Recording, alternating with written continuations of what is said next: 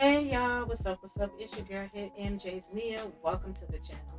So yes, we're gonna talk about the LA protesters, and we're gonna talk a little bit about Elon Musk versus Donald Trump, and just a little bit, just a tad little bit about the tariffs a little bit, because there's a lot going on in America. I know people wants to hear about celebrity gossip, but it's a lot going on, and we need to have real discussions on America where we live at, United States of America where we live in at. So yes, starting off with the LA riots. Well, it turned into riots. It says Los Angeles faced fourth day of protests as Trump deploys 2,000 National Guards. Tension escalated as city's residents protest immigration crackdown and Trump threatens to arrest Gavin Newsom. Now, it's a whole lot going on.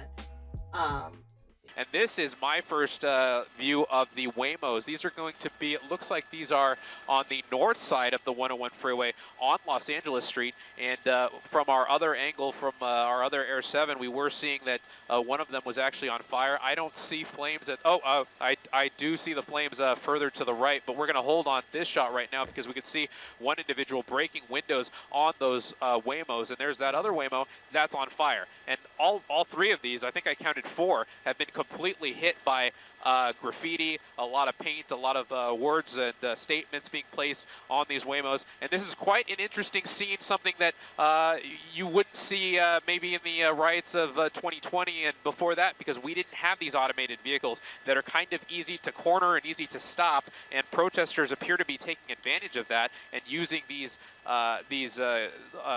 automated vehicles as maybe billboards for their message. And unknown what the Waymo's response to this is going to be. Do they just kind of shut down and stay put? Obviously, when they're set on fire, they're probably going to be completely destroyed. Yeah. But these are owned by a company. They're not owned by a specific individual. So at least it's not a sole individual that is now at a loss for a vehicle. You have these corporate vehicles that are probably insured, so that's at least one bit of good news. But this is obviously not anything we like to see. We don't want to see things burning in the streets.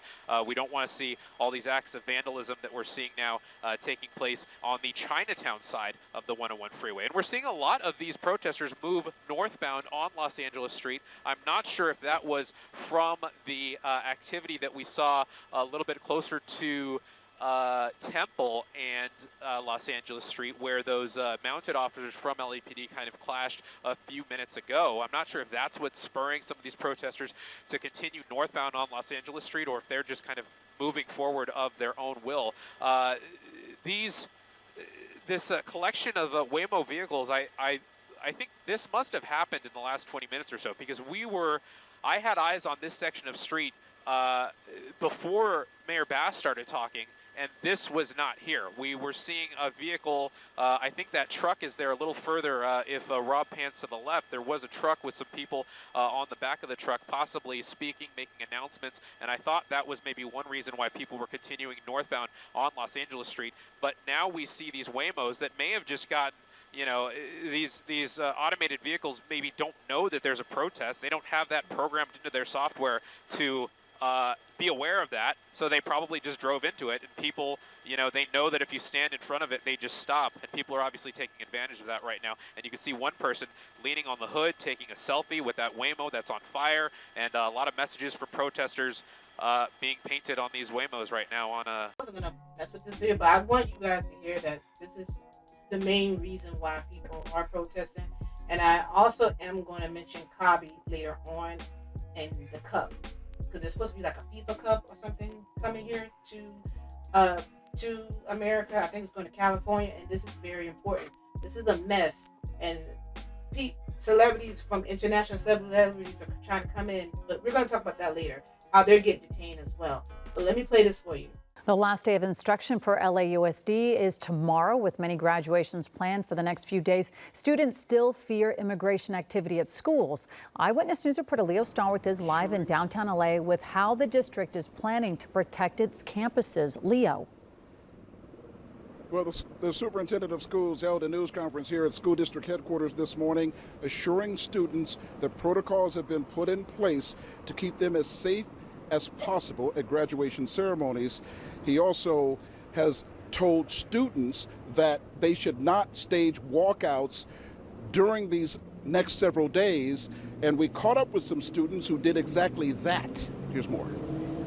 Eyewitness News spotting a handful of students who say they were staging a walkout at Edward R. Roybal Learning Center in downtown LA. I have family members that are not documented, and it's scary, thinking about oh, I'm gonna go home and maybe they're not gonna be there. This student getting emotional, terrified of losing those she loves dearly. It's just a scary situation. You're in tears. Because it's scary, having family that aren't documented and just being afraid. Work hard. Exactly. Yeah, work hard. There's many documented people out there that work hard. They support for their families, and Take your time, sweetheart. It's okay. That's sometimes that's all people have, just one person, and it could just be taken away from them that bad. Trump is a felon. He is a felon. He is in office. You guys are worried about the wrong thing. LA Unified School District Superintendent Alberto Cavallo holding a news conference pointing out that over the next 2 days, there will be upwards of 100 graduations throughout the district. The superintendent encouraging students not to stage walkouts. The superintendent saying the district has put in safety protocols at graduation sites, including having school police on campuses during the ceremonies. The protocol is a simple one. Schools and extensions of schooling, such as school buses and graduation ceremonies, are all treated in the same fashion. They are all beneficiaries of constitutional protections extended to students regardless of immigration status. Not only are we maintaining our policies and our preparations around being a sanctuary district, ensuring that every school is safe for our families, we are doubling down. The superintendent encouraging parents who are squeamish about attending graduation ceremonies to instead watch it online. Live in downtown LA, Leo Stowers. Response to unrest and violence against federal immigration enforcement. Tonight, the White House says it's deploying 2,000 National Guard troops to LA, saying, quote, the Trump administration has a zero-tolerance policy for criminal behavior and violence, especially when that violence is aimed at law enforcement officers trying to do their jobs. And Governor Newsom responding, saying, quote, the federal government is taking over the California National Guard and deploying 2,000 soldiers in Los Angeles, not because there is a shortage of law enforcement, but because they want a spectacle. And Defense Secretary Pete Hegseth says Marines at Camp Pendleton are also on standby at this hour to respond if necessary. Let's get live to KCAL News reporter Zach Boetta, who's been in Compton all day, where protesters have been facing off with law enforcement after setting a car on fire. Zach. Hey guys, in the last hour, deputies have since moved up Alondra closer to the 710 freeway on-ramp. They're now staged there and holding off protesters. Here behind me at the intersection that we've been standing at almost all day, Alondra and Atlantic, is basically now turned into a takeover where people are running and riding bikes and dirt bikes through the intersection. There's been a lot of trucks doing donuts here. Over to our left here, you can see that a security camera has been pushed over on this telephone pole. A lot of graffiti all over the businesses here in the intersection of Alondra and Atlantic, including Dave's Donuts here, an iconic location here in Compton.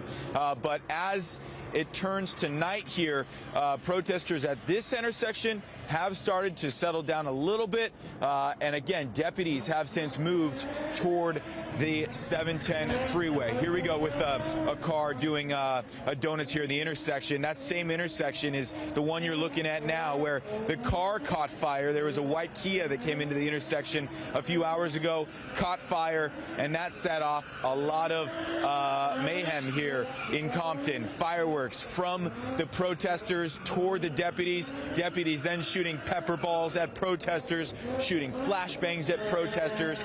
Protesters scattering at that point, and then it really got chaotic at that point.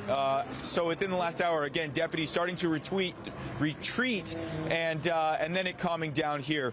We do have some sound from some protesters who we spoke with earlier today, as well as the sheriff. Let's go ahead and roll that. This is a United States of America. It's supposed to be for everybody.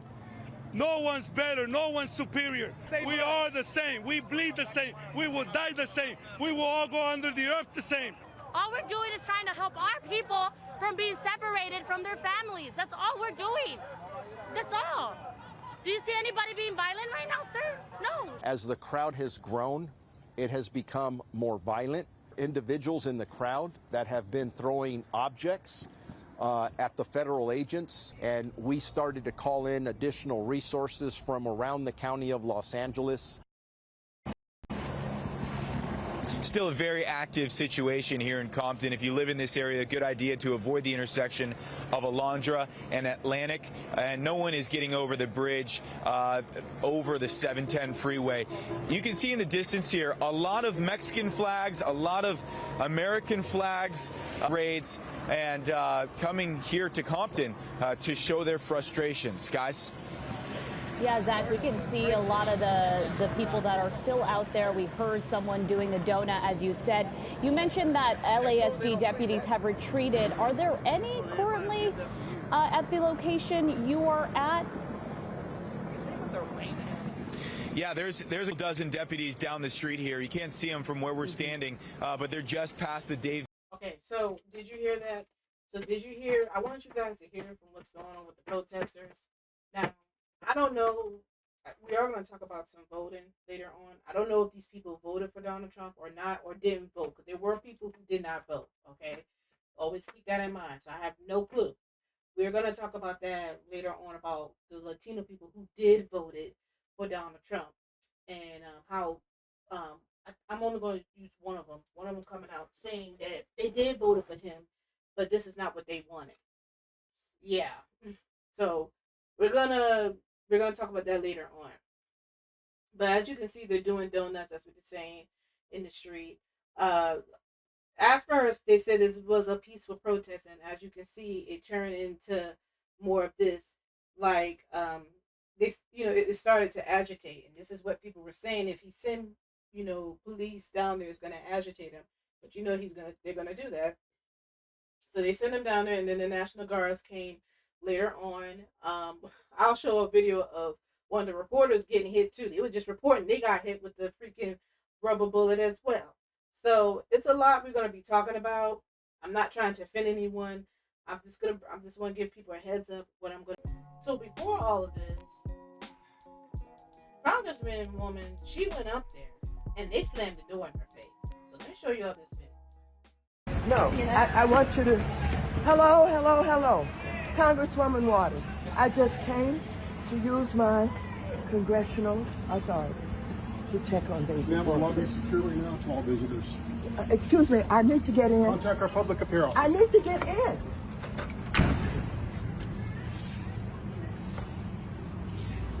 What are you hoping to do, Congresswoman? I just want to see David Werta. Right. Would a congressperson normally be able to enter the... Normally, yes. What is happening here?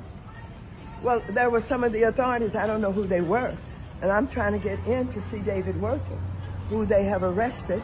He is the head of SEIU local union here. I don't know why he was targeted.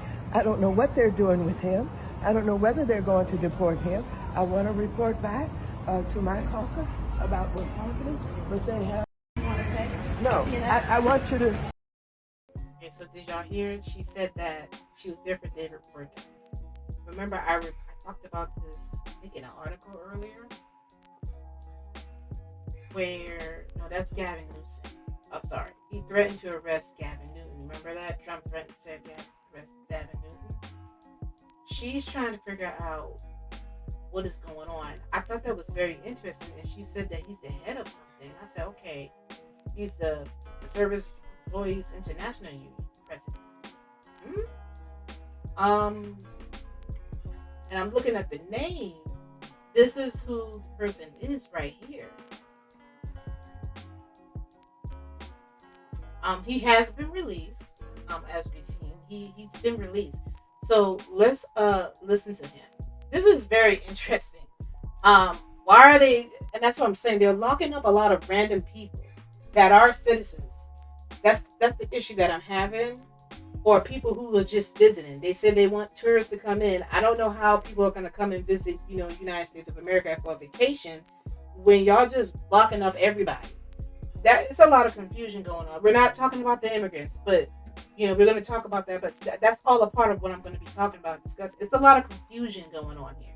Let me play this for you guys. EU leader David Huerta has been released. We're trying to get you a good shot of him, but that's him right there in the middle holding a press conference after being released from the Roy Ball Federal Building.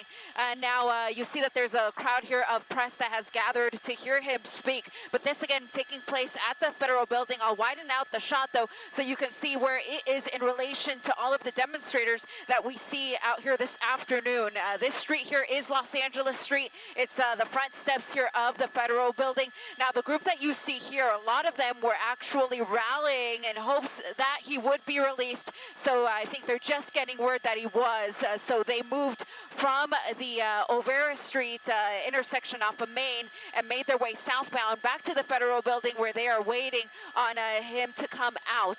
We do see a large law enforcement presence though. I'm going to push in here, so pardon me for just a second. You'll see that the National Guard there is at the top of the frame. We have LAPD officers here as well. This is a very large crowd of approximately 300 people that is blocking Los Angeles Street here just south of the 101 freeway, but it is a peaceful crowd.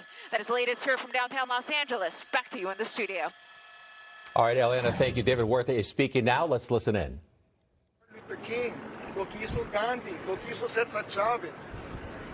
Personas grandes, héroes, luchadores, Madre Teresa, Dolores So David Huerta. Huerta, they are saying, you know, this is everything. This is what Dolores Huerta, Cesar Chavez, Martin Luther King have done. They have protests for their rights. Ponerse enfrente, cara a cara, con los que They've quieren stood up hacernos daño. in front of people who wanted to harm others Contra de ese daño que nos quieren hacer.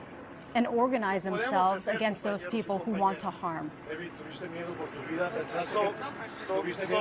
¿Pensaste que ellos te iban a utilizar a ti como ejemplo? Voy a dejar eso aquí por un momento, compañeros. La verdad, quiero ir con mi familia. All right, so he's saying that this is where he wants to end it. He wants to go with his family. He wants to shower. Compañeros, algo últimamente. Este día de corte casi no lo pudimos hacer. And he's saying that this day in court was almost impossible because last night they were on lockdown. Desde 12 de la mediodía from 12 in the afternoon from today 6 a.m. They were unable to get out of their cell. It was, so I just want to say that when we're here in this protest outside, that means in there, they're in lockdown right now. They're in lockdown. They cannot come out of their cells. Not even to eat. They cannot come out. Who's they?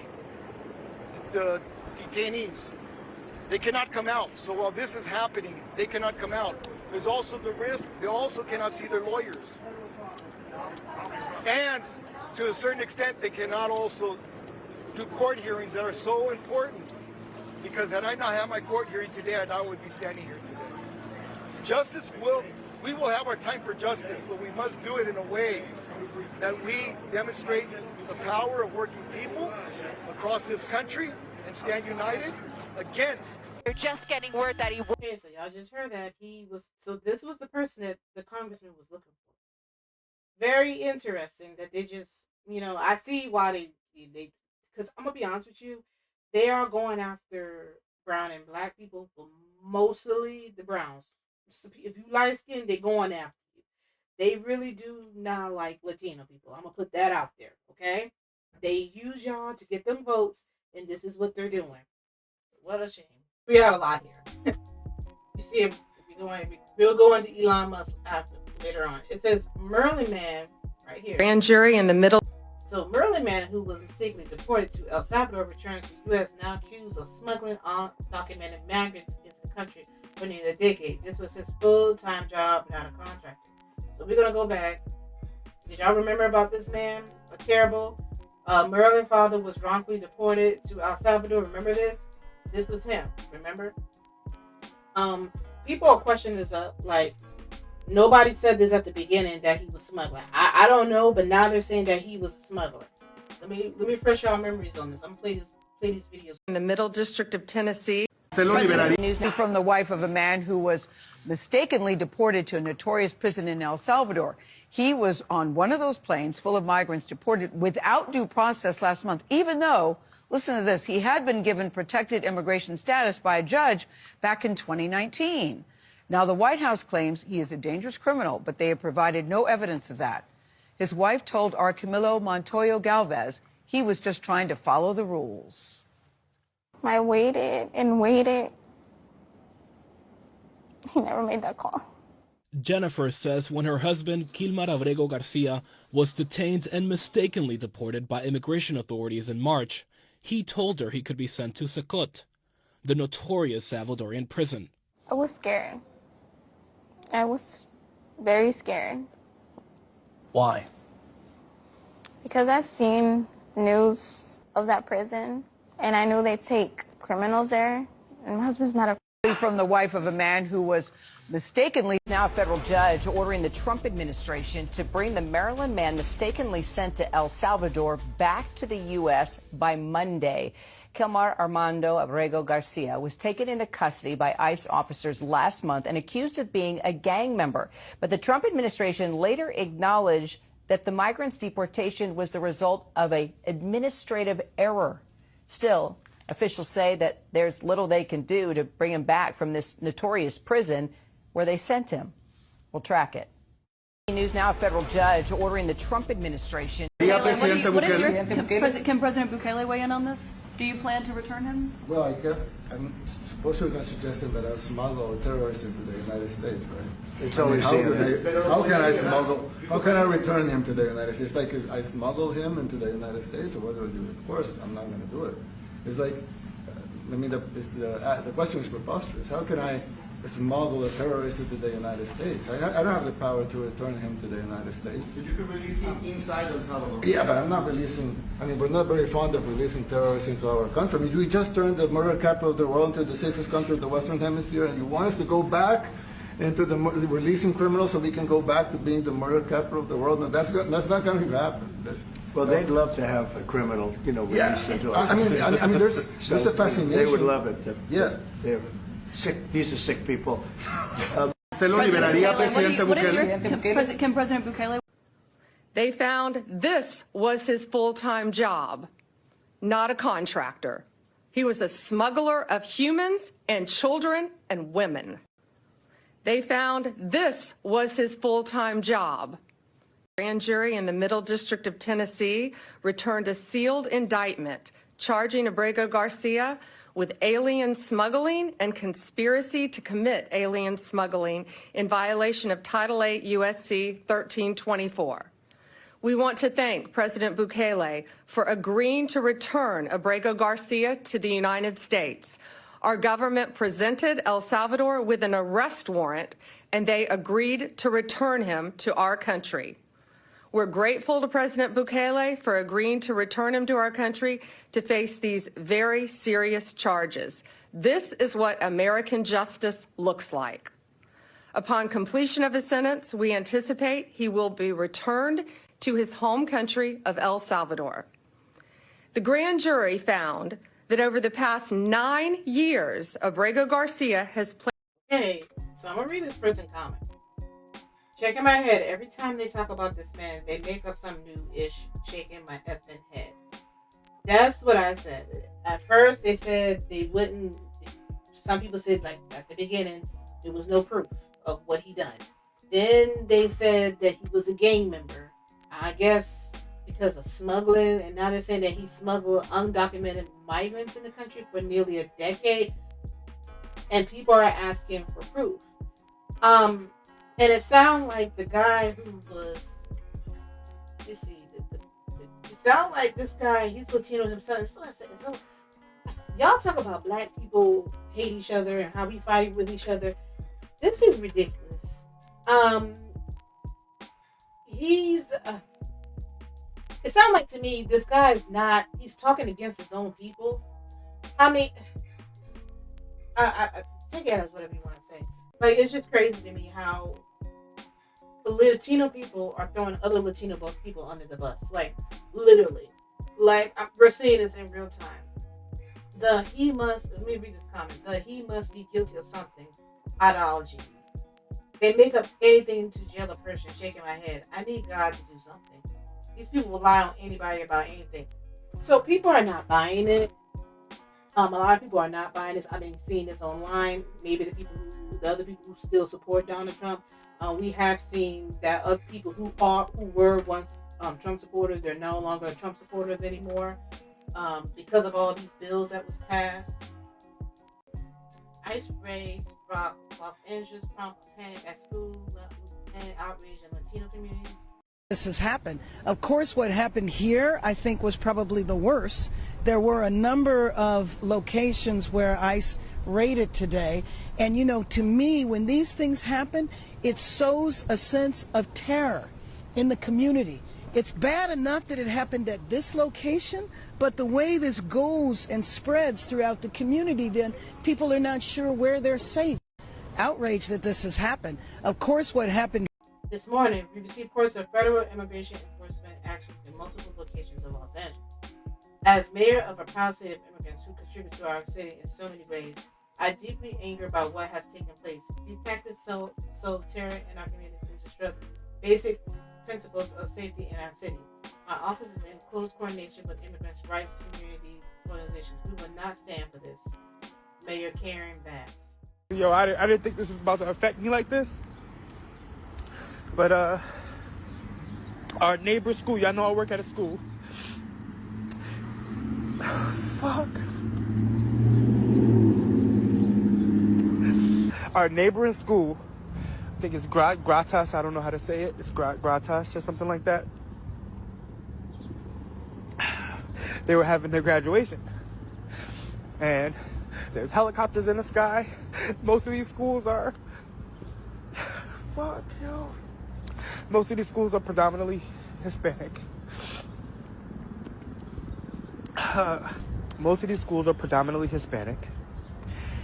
Gratas, I believe elementary, was having their graduation. And all of a sudden, a bunch of parents have to run. I can't handle this, y'all. Out because ISIS is there. This is the story that I'm hearing. And, you know, our school goes on lockdown. Our principal, you know, tells us it's a drill, but we know it's not a drill. And, you know, I had to come outside. It's my break. We kind of got off of a soft lockdown. And, you know, parents had to run out because they don't have papers. And they had to leave their kids because the kids do. What type of shit is this, yo? And then kids are freaking grabbing teachers and crying on their leg because they don't know if they're about to see their parents when they get home. What the fuck is this? And we voted for this shit? 15 people just got picked up on Wilshire at the Home Depot. On Wilshire. Yo. Man, oh my God. Out because ISIS is there. This is this is not right. This is not right, yo. You hear this is how it all, you know, this is what's been going on. That's what I'm saying. He said we voted for this. It wasn't me. But if people say, you know, they've been saying we voted for this. Just want to put that out there.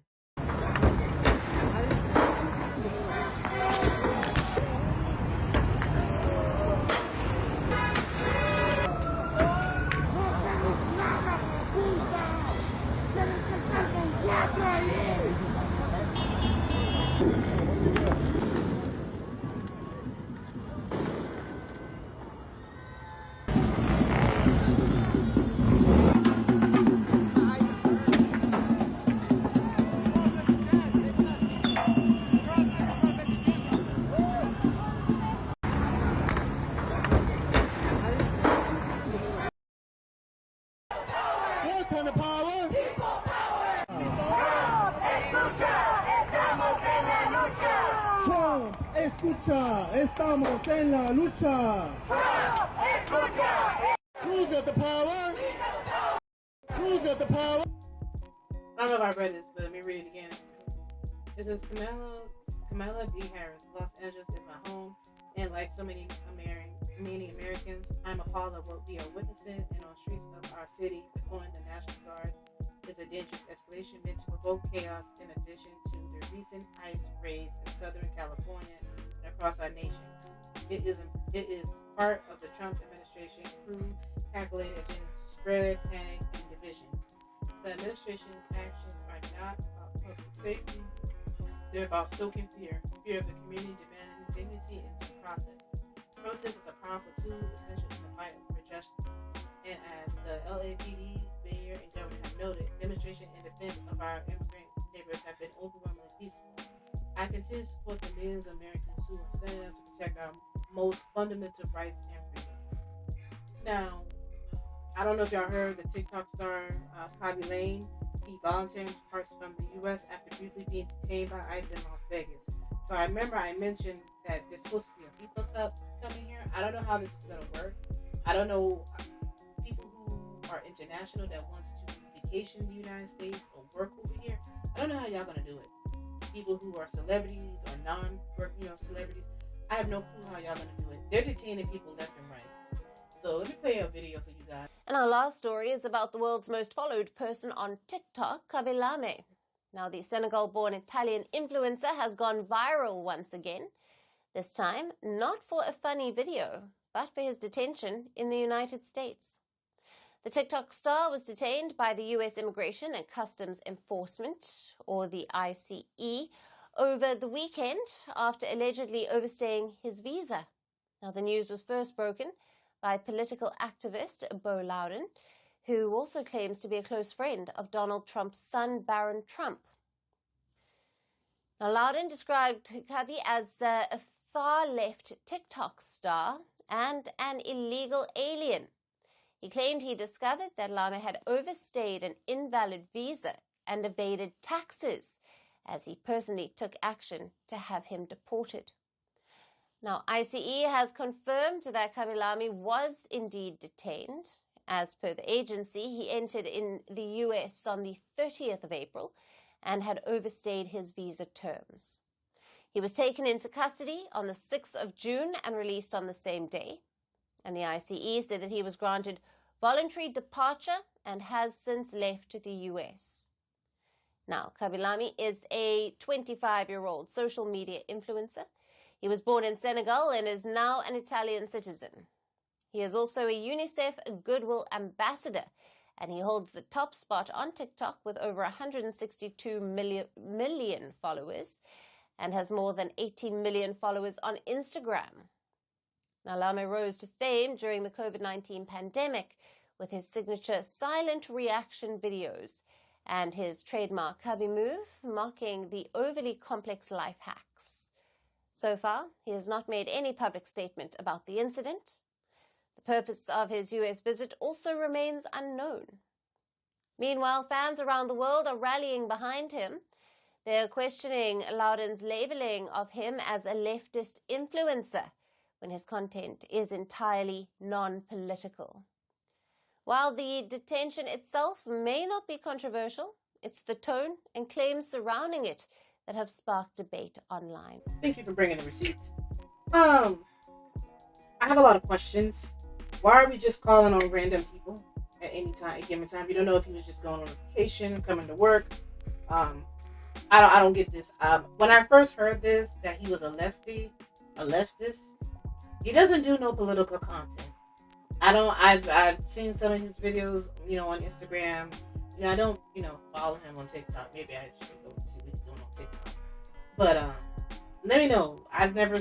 People were saying in the same comments too, like they don't know him for being a leftist, and he only and the only reason why they know about him overstaying his visit, overstaying his visa, because he snitched on him. So a lot of that's been happening to him. People getting snitched on. Yes, that I play this for a reason. There's people getting snitched on and getting deported because of that. Just want to let you guys know. And you see, he said, KCAL was like, I'm out. Y'all ain't gotta do nothing. I'm leaving. So he left. So good thing he left.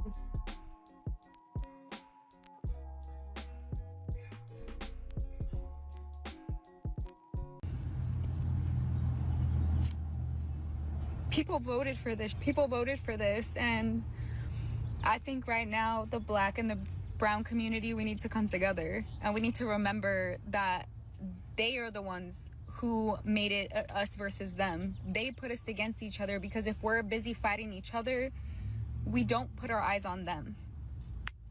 We need to wake up. Everybody needs to wake up. Ma'am, your community bear some responsibility. Now you may say, well, what is he talking about?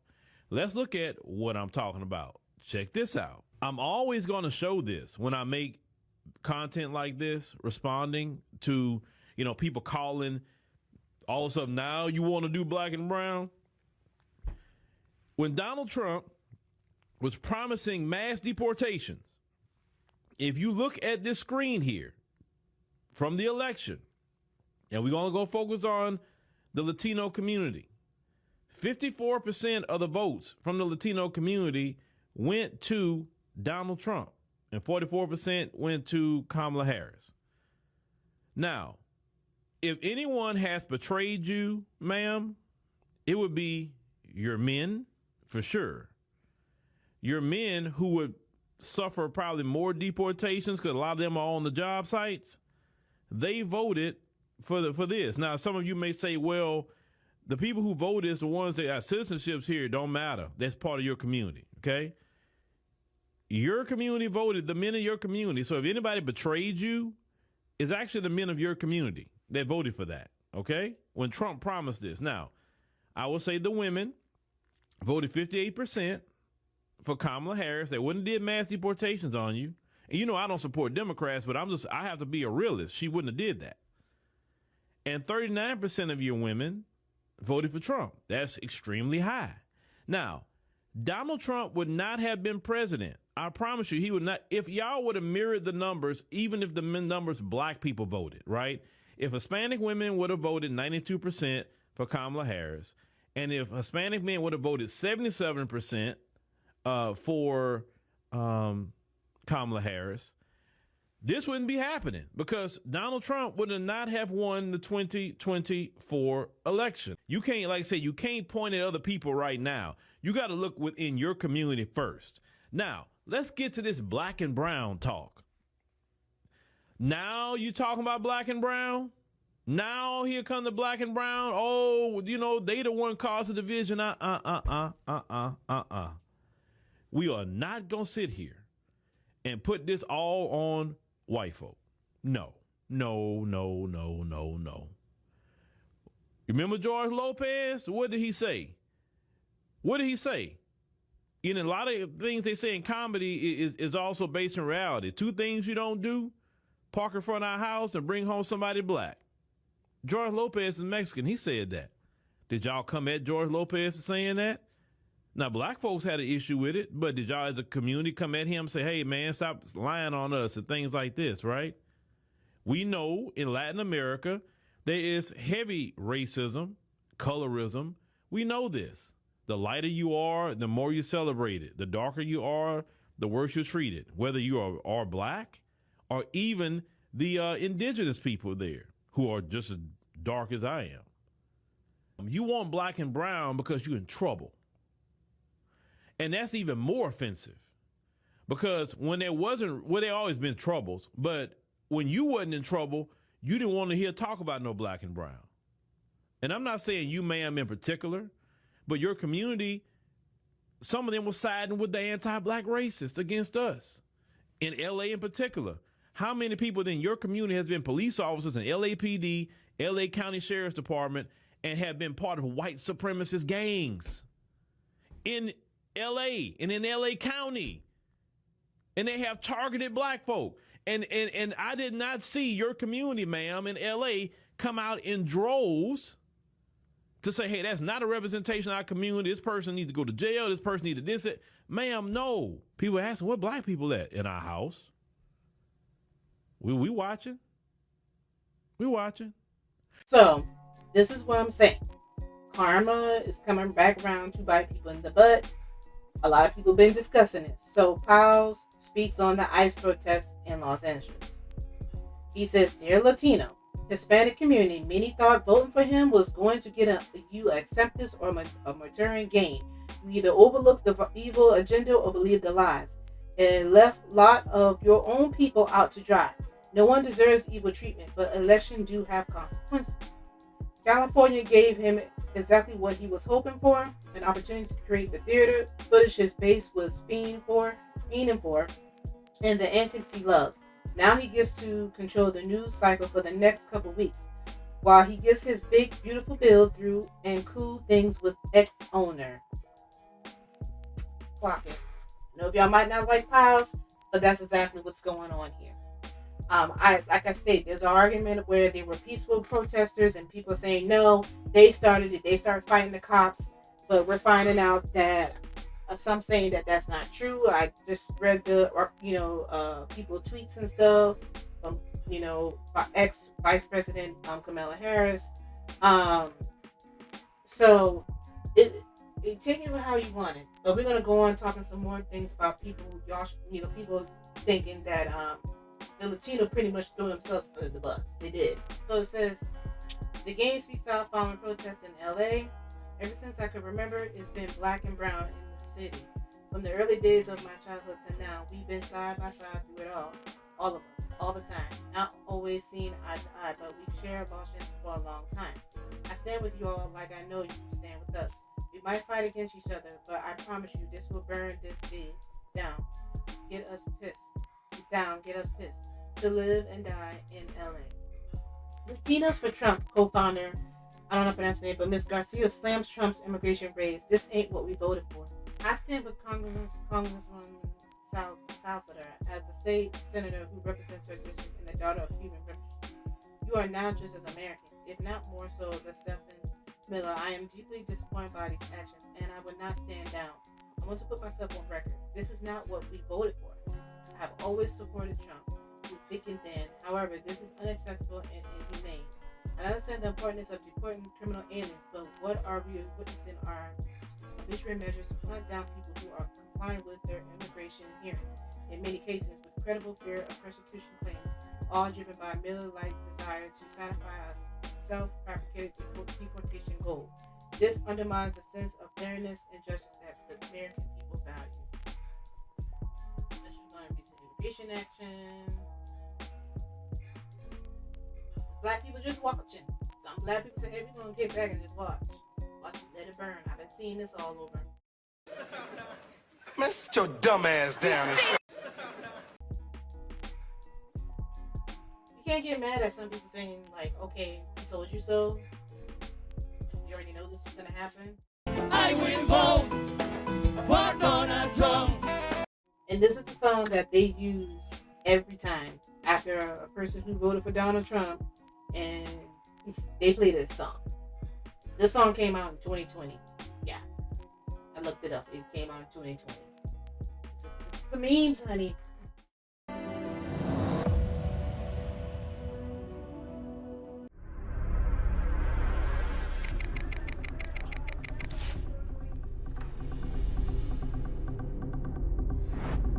Attention international airport travelers.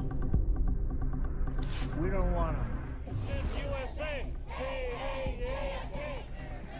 No fear. Refugees are welcome.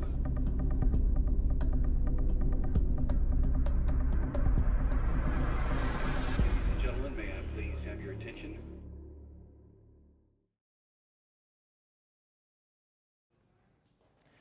In 2017, Donald Trump was a mystery. No one knew what sort of president he would be. But 7 days into office, he gave us a glimpse. Trump imposed a travel ban on Muslim-majority countries. They called it a Muslim ban. In many ways, that set the blueprint. The disregard for laws, the open bigotry, all of it became evident with that one move. And 8 years later, we are seeing it again. President Donald Trump has ordered another travel ban. 12 countries face a complete ban, meaning no citizen from that country can travel to the United States. And 7 countries face a partial ban, meaning you can travel if you have a certain type of visa. First, let's look at the countries. Afghanistan, Myanmar, Chad, Republic of Congo, Equatorial Guinea, Eritrea, Haiti, Iran, Libya, Somalia, Sudan, and Yemen. These 12 countries face a full ban. Meanwhile, Burundi, Cuba, Laos, Sierra Leone, Togo, Turkmenistan, and Venezuela face a partial ban.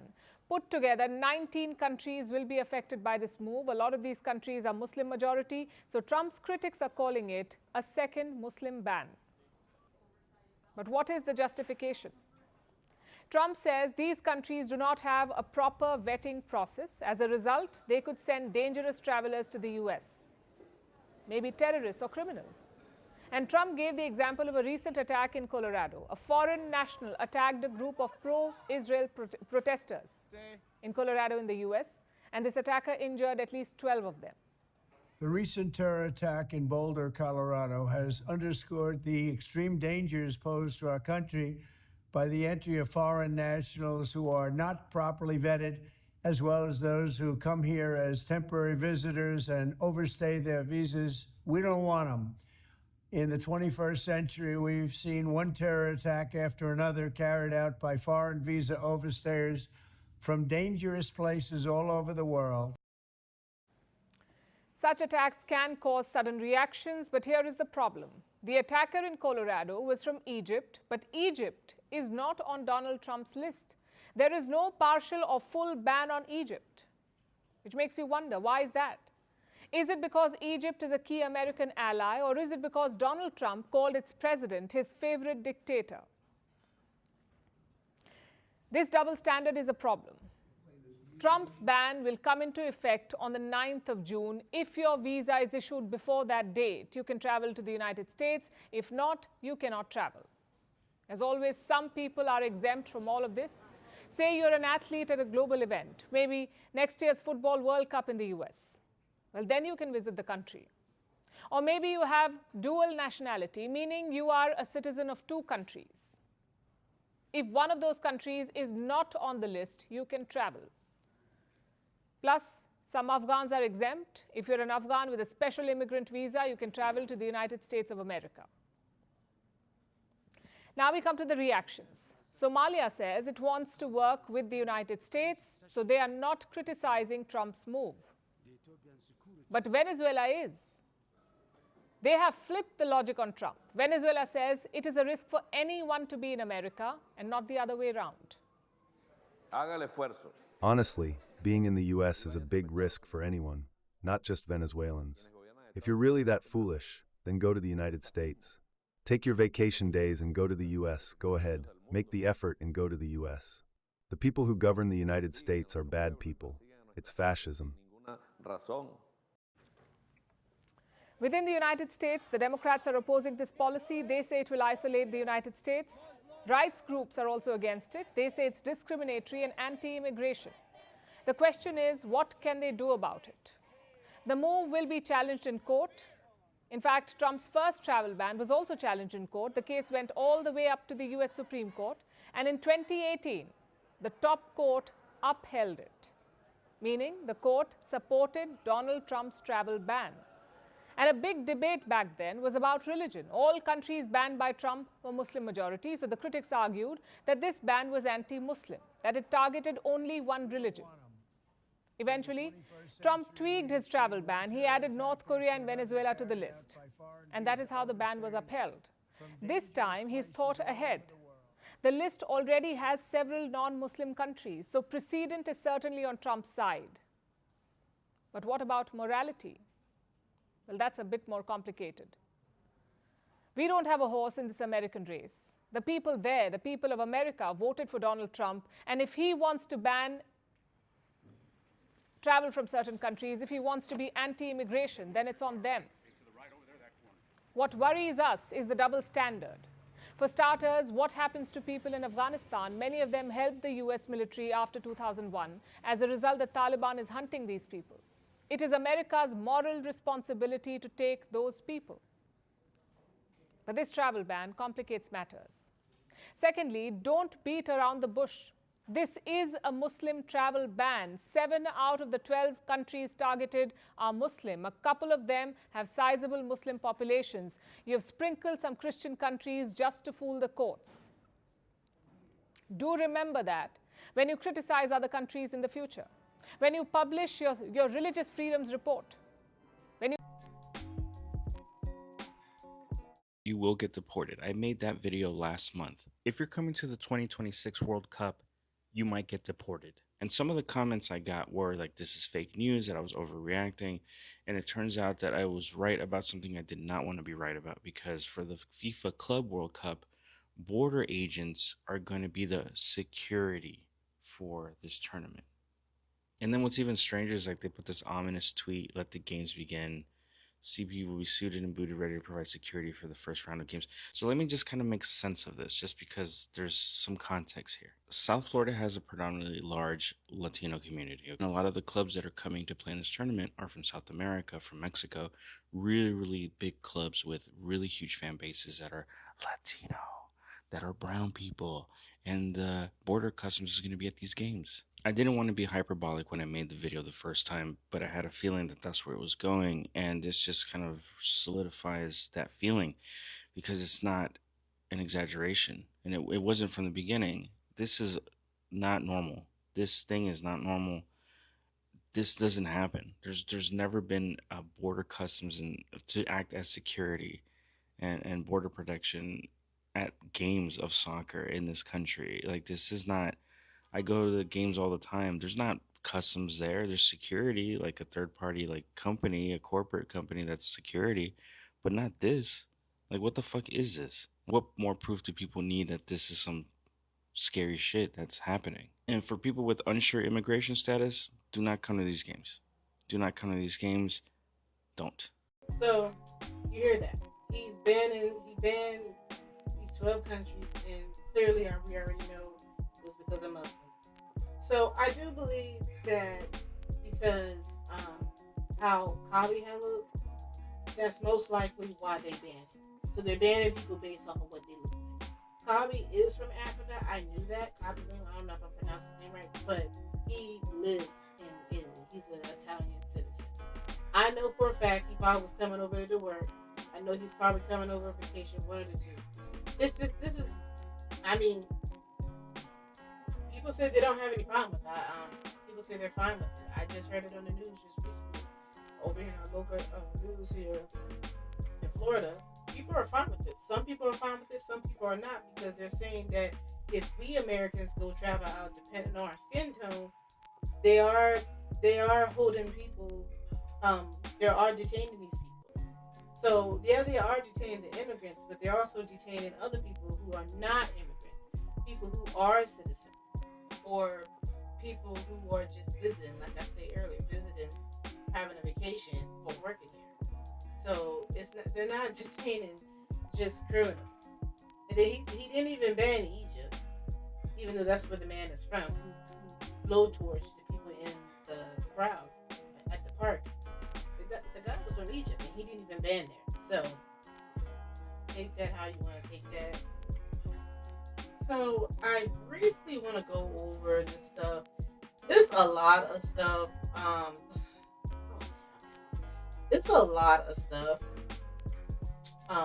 that's going on here with Elon Musk. I don't even know where to begin. But we're gonna start here. Donald Trump claims he asked Elon Musk to leave, says he was wearing thin. Elon was wearing thin. I asked him to leave. I took away his EV mandate that forced everyone to buy electric cars that nobody else wanted. They knew for months I was going to do it, and he just went crazy. I don't mind Elon trying to kiss me, but he should have done so months ago.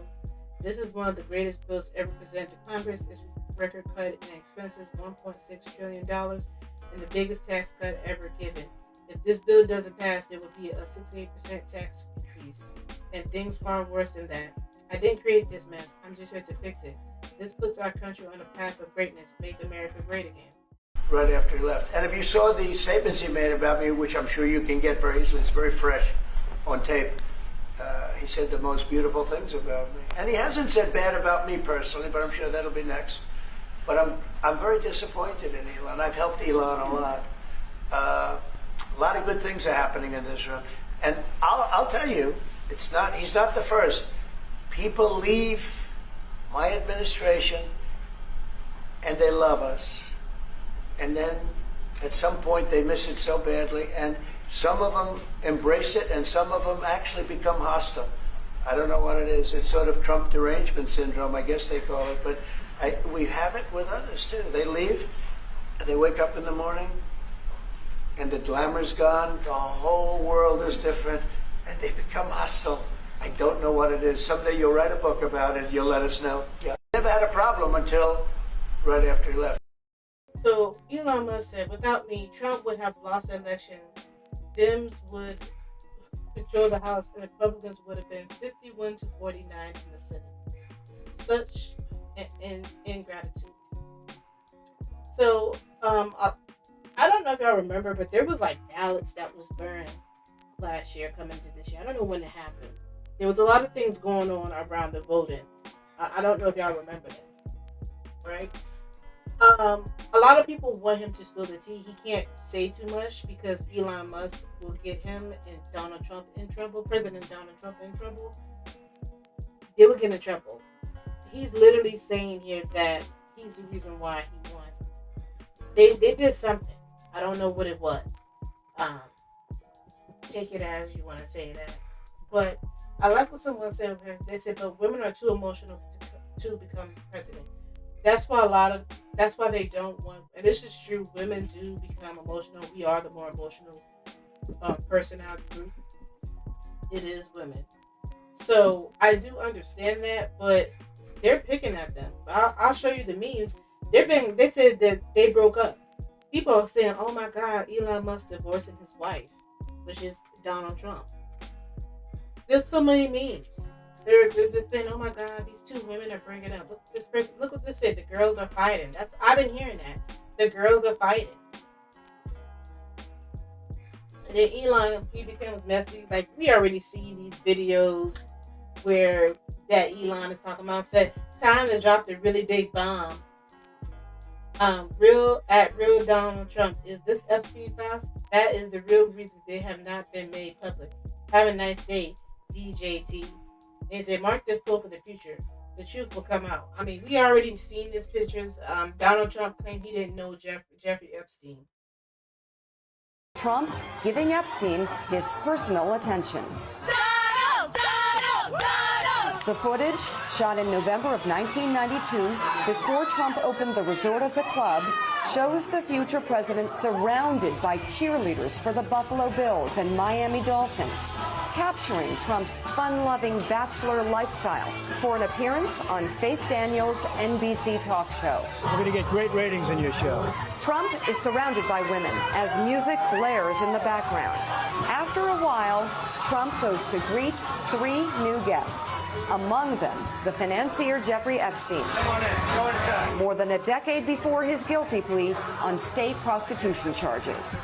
Later in the footage, Trump is seen talking to Epstein and another man as women are dancing in front of them. Trump alternates between dancing and pointing out women to Epstein and the other man and telling Epstein about the cameras. Of a Mar-a-Lago party shows Trump giving Epstein his personal attention. So in 1992, Trump partied with Jeffrey Epstein. Just gonna leave this here. You know, Elon Musk reacts to 1992 clip of Donald Trump partying with Jeffrey Epstein, agrees that Trump should be impeached. Oh, now he feels like he should be impeached. Yes, President versus Elon. Who wins? My money's on Elon. Trump should be impeached and J.D. Vance should replace him. I also heard that Candace Owens too has flip-flop. That's what I said. It's a lot of people flip-flopping. Elon Musk is not the only one. You can go and type in. That's what I say. Since we're talking about research, because somebody mentioned that I didn't do research, even though it takes me 2 and 3 days to do research on one video, and then it takes me another 2 days to edit a video. But anyway, back to what I was saying. But if you Google Trump supporters or, ex-Trump supporters, they're going to bring up people who used to be Trump supporters and now they can't stand him. Elon Musk is just one of them. There's a lot of ex-Trump supporters out there right now. Just putting that out there. And this person said, just say Kamala won so my heart can rest finally. Because we shouldn't even be in this mess. Like I say, something there was a conspiracy theory. Allegedly, something happened with the votes. That's all I gotta say. I'm not gonna that was being said, and that was the rumor. And Elon is clearly dropping the T a little bit. He can't drop too much. Y'all gonna have to cipher it yourself. I love it. Hey, at Real Donald Trump. I'm with IMK. If you need any breakup advice. Oh my God, Elon Musk. 14th baby mama offers Trump breakup advice following drama with her baby daddy. Yeah, Trump. That's a good comeback. At least tell him that you don't have a 14 baby mama. That'll be a good comeback for you, Donald Trump. After them spreading that old tea that we already know about you being with Jeffrey Epstein. I'm gonna just briefly say this. He said, because of the tariffs, our economy is booming. Y'all already see everything. I don't need to explain this. When you purchase something, it's 10 times more expensive because of the shipping. Everything is made in China. Like I said.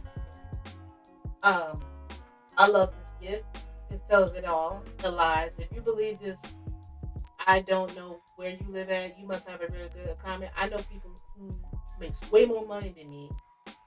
Their businesses, the little small business that they have is suffering because of the tariffs. Just putting that out there. I just want to bring that out before I get back into Elon, because I know I'm going to forget. This is what he tweeted. Now, going back to First Post, I told you I was going to be going back to them. These are my people, man. I love coming over and watching First Post. There's a reason why, and I said the tariffs because Elon Musk did not care about what we were going through. I keep trying to tell y'all, tariffs is going to affect everybody.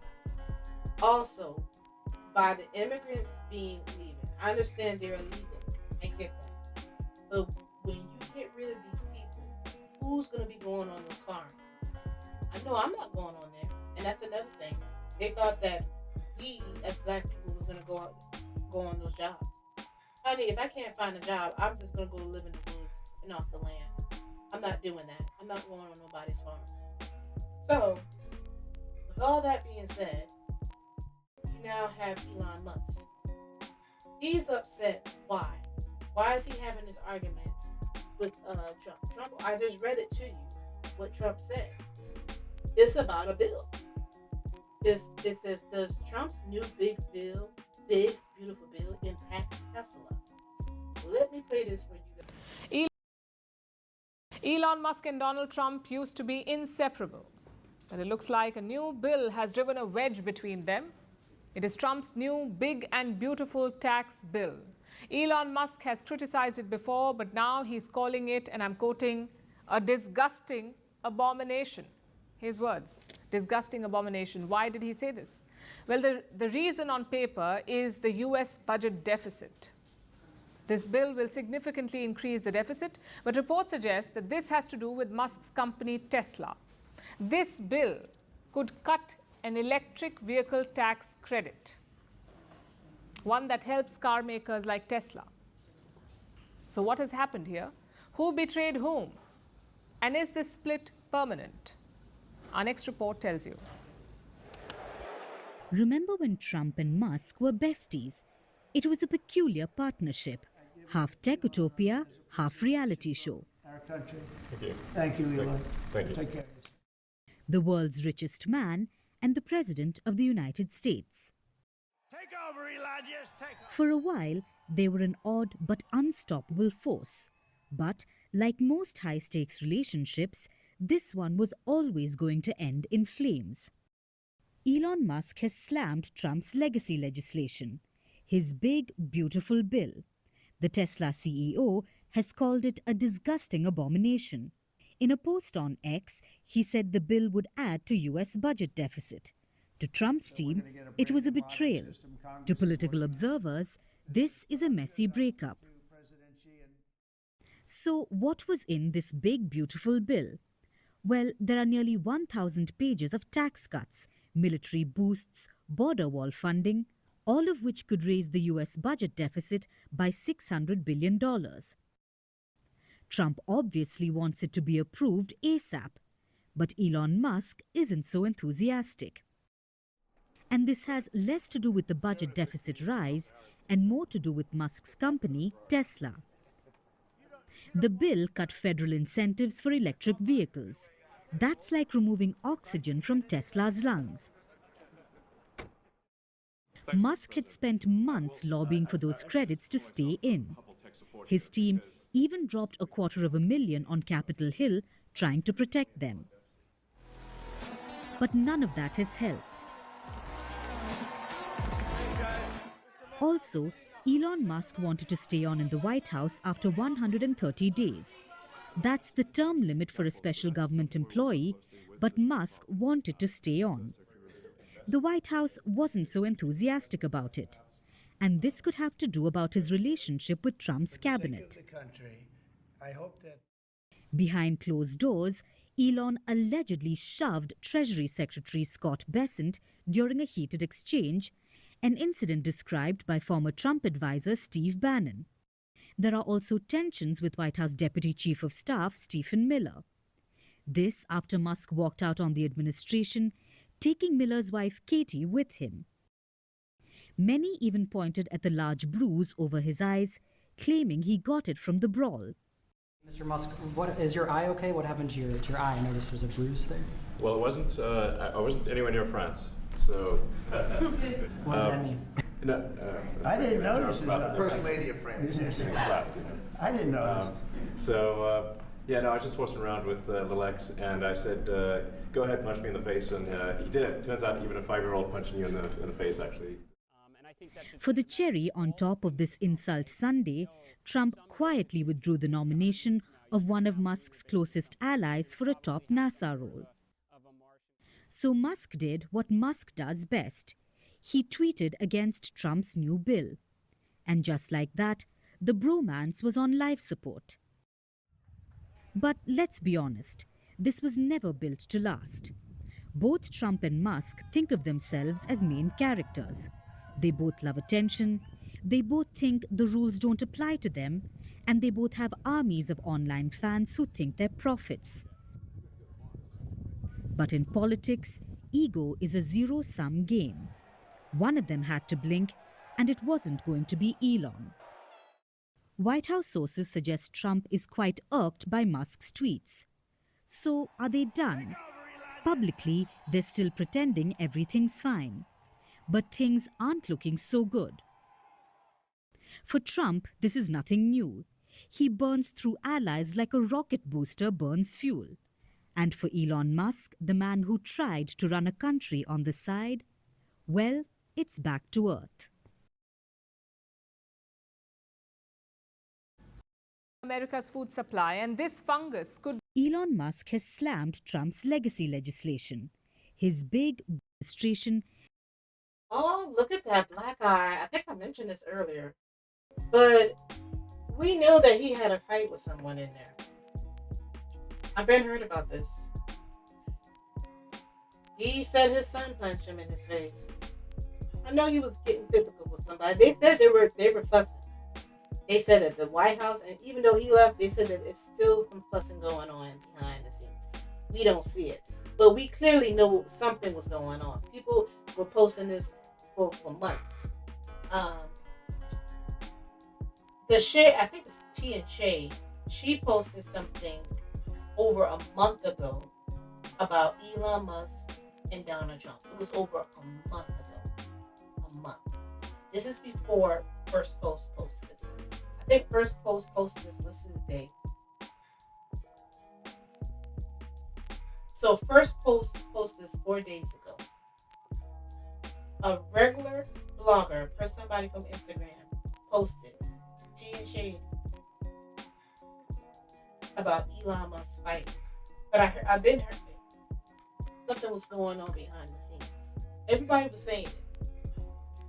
Very interesting. And I told you he was upset about this bill. He doesn't care anything about us.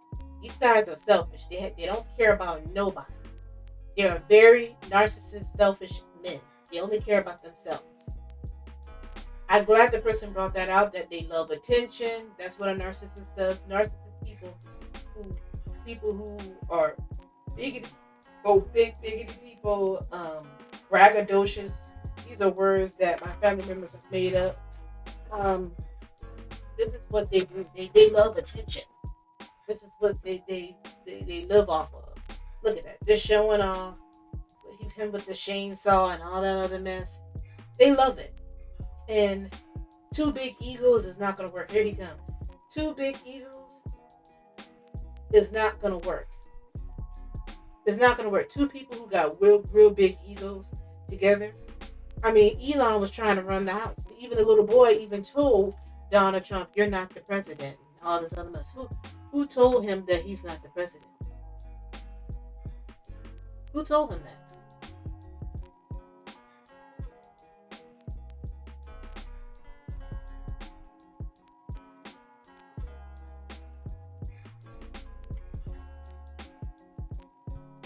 Golden Dome for America is game changer. President Trump's Golden Dome plan might look simple here, but if the $175 billion missile defense shield is going to work the way he wants it to, the U.S. will need to put technology into space that is incredibly complex. In some cases, we're talking about satellites that don't even exist yet. The only time that I can think of in the history of the United States where we have gone after something this complex was the Manhattan Project. In the short term, experts say we'll probably see more existing defense systems placed around the country. Long term, those systems will have to interact with hundreds of satellites that are supposed to detect, track, and eventually even intercept high-tech missiles from space.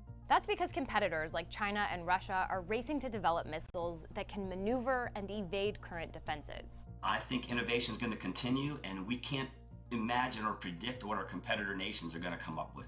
Here's what the Golden Dome could ultimately look like, and why some worry that it will fuel a dangerous arms race in space. To understand why officials say the Golden Dome is needed, you first have to understand how missile technology is advancing.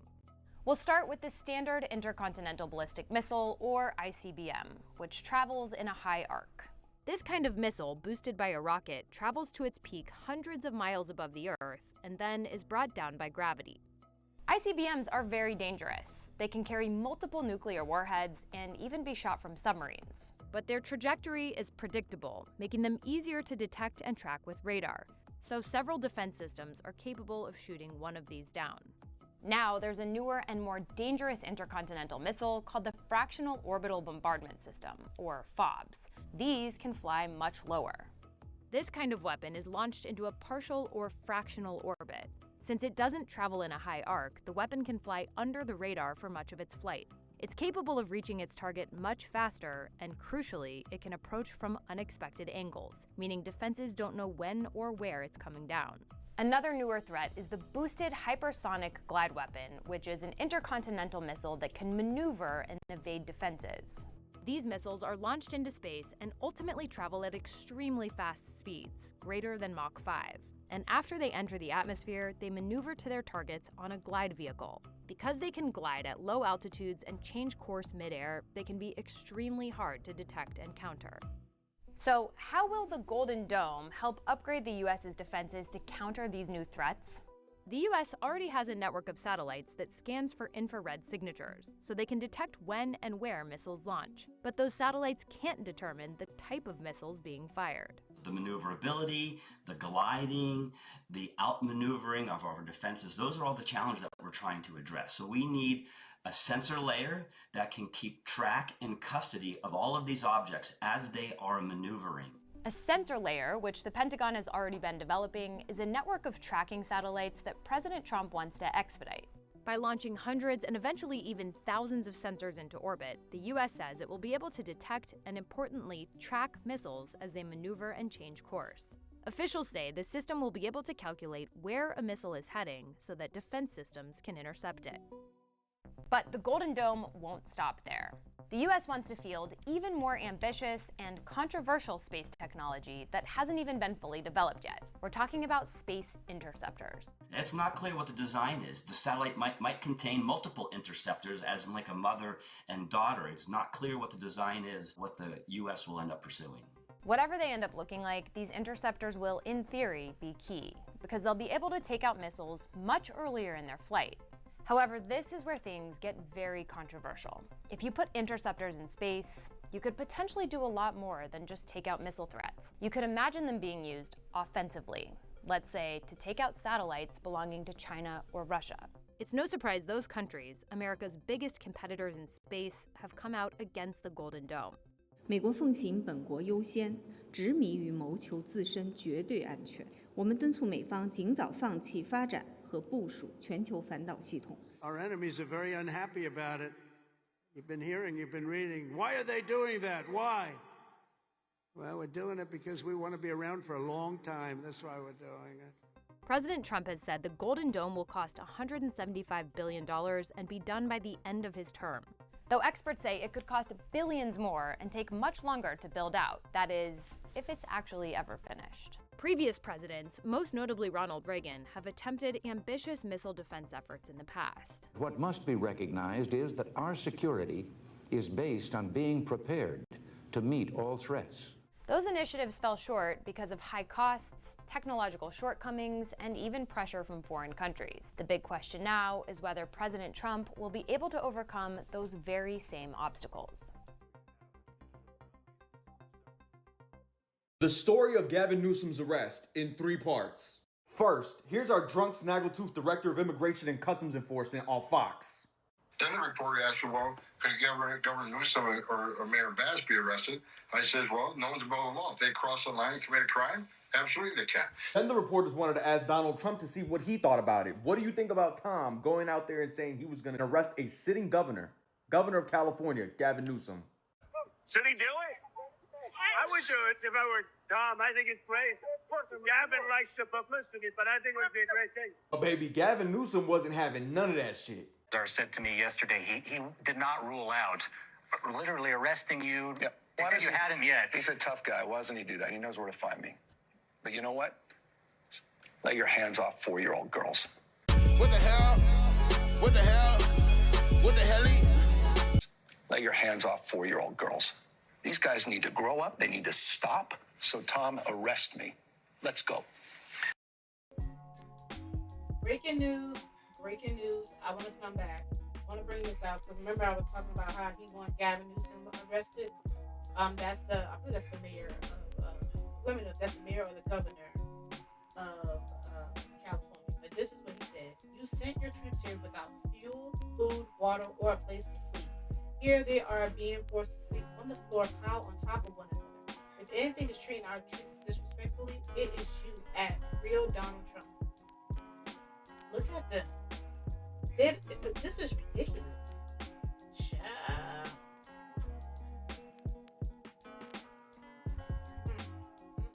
I don't know if this is something that's normal, but no food, no nothing. So how are they supposed to have the energy to go out there to keep everything under control? If they spit, we will hit. This is a statement from the President of the United States concerning the catastrophic Gavin Newsom inspired riots going on in the Los Angeles. Have a tendency to spit in the face of the National Guardsmen, women, and others. These patrons are told to accept this. It's just the way life runs, but not in the Trump administration. If they spit, we will hit. And I promise you, they will be hit harder than they have ever been hit before. Such disrespect would not be tolerated. He was responding back to Donald Trump. I just want to bring this out for you guys. This is the Shade Room. That post this, but this must be coming from Twitter. Oh Lord.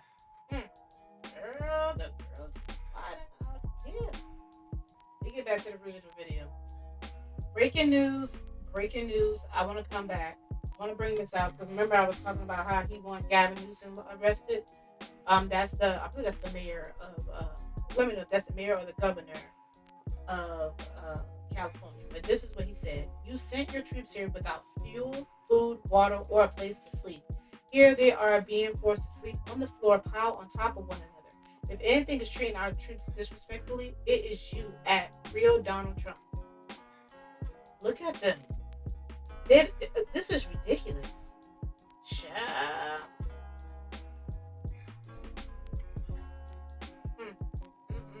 don't know if this is something that's normal, but no food, no nothing. So how are they supposed to have the energy to go out there to keep everything under control? If they spit, we will hit. This is a statement from the President of the United States concerning the catastrophic Gavin Newsom inspired riots going on in the Los Angeles. Have a tendency to spit in the face of the National Guardsmen, women, and others. These patrons are told to accept this. It's just the way life runs, but not in the Trump administration. If they spit, we will hit. And I promise you, they will be hit harder than they have ever been hit before. Such disrespect would not be tolerated. He was responding back to Donald Trump. I just want to bring this out for you guys. This is the Shade Room. That post this, but this must be coming from Twitter. Oh Lord. Girl, the girls is fighting out here. We get back to the. So I just wanted to cover some things that I saw that we need to talk about. This is very important. I know people want to hear about celebrity gossip. I still do that, but I do believe that we need to talk about more important things. And before I go, one more thing I need to talk about. I almost forgot. We are screwed down here in Florida. I don't know what we're gonna do. Shout out to this weather reporter. I think he was on Channel 6 News, NBC News. We are screwed. So we are literally screwed. They have cut the government funds. And again, this is what I'm saying. All these bills are getting passed and they're just ridiculous at this point. They're not helping anybody. We're not going to know what to do. Normally, down here in the South, especially in Florida where I live, I'm not down in the South, but I'm in the upper part of Florida. We're not going to know what to do. We're not going to be prepared. So we're going to have to prepare now, just in case if something, if the weather gets real bad. Well, even if the weather gets bad, we have to, I don't know. But I don't know what we're going to do. But let me play this for you guys, because I'm a little worried about this. The cutting, the federal government cuts. Over my 34 years in South Florida newscasts, confidently, I went on TV and I told you, it's going to turn. You don't need to worry. It is going to turn. And I am here to tell you that I am not sure I can do that this year, because of the cuts, the gutting, the sledgehammer attack on science in general, and I could talk about that for a long, long time, and how that is affecting the U.S. Leadership in science over many years, and how we're losing that leadership, and this is a multi-generational impact on science in this country, all right? But specifically, let's talk about the federal government cuts to the National Weather Service and to NOAA. Did you know that Central and South Florida National Weather Service offices are currently basically 20 to 40% understaffed? From Tampa to Key West, including the Miami office, 20 to 40% understaffed. Now, this type of staffing shortage is having impacts across the nation because there's been a nearly 20% reduction in weather balloon launches that carry those radiosondes. And what we're starting to see is that the quality of the forecasts is becoming degraded. Yeah, y'all heard me earlier before I even played this video. I was stumbling because I don't know what to say. I mean, there's nothing really I can say. I don't know if y'all know about that. House insurance is not doing very well. Like down here, they don't want to cover certain things. Home insurance doesn't want to. If you're in certain areas like Florida, they don't want to cover the floods. If you're in California, I talked about this months ago. They don't want to cover in California. They don't want to cover the fire. So I don't know what exactly us Floridians are going to be doing. But we need to be prepared. We need to start preparing now, immediately, because we're not going to know what to do. And he is right. I kid you not. I've been looking at it was supposed to rain these couple of days. It didn't rain. The Weather Channel told me that it was supposed to be raining today. It did not rain. They can't even tell the weather because of the government cuts. So yeah, it's a lot to discuss. I actually prefer to talk about this because this is more important, but people don't watch this type of content.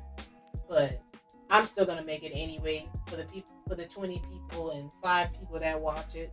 I appreciate it, but yeah, let me know what y'all think down below in the comment area. But astronauts, see y'all later.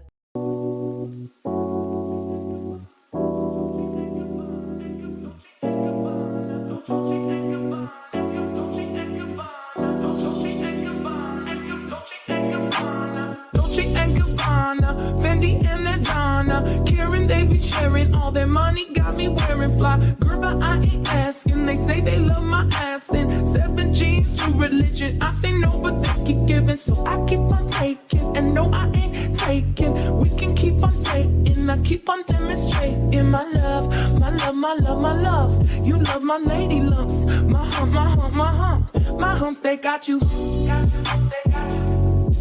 They got you, got you, they got you.